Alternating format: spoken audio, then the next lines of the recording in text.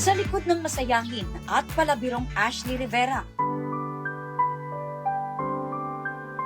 You are my sunshine, my only sunshine. You make me happy when skies are gray.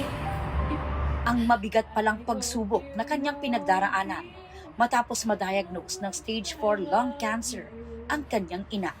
Nitong April 1, ibinahagi ni Ashley ang kalagayan ng ina. Bilang likas na komedyante, gusto raw sana niyang patawanin ang mommy. Pero may mga pagkakataong di niya raw maiwasang maging emosyonal bilang anak. I hope you know, dear, how much I love you. Sa kabila ng masakit na realidad, pinipilit ni Ashley na magpakatatag at patuloy na pag-aanin ang pinagdaraanan ng ina. Nag-share si Ashley ng update na her mama is doing fine at nananatiling lumalaban sa sakit. Kalakip niya ng kwelang sayaw nilang magkapatid habang nanonood ng kanilang mama. Dumalaw sa ospital ang ilan sa kanilang pamilya at mga kaibigan, kabilang si Valin Montenegro, at nagpaabot din ng healing prayers pati followers ni Ashley.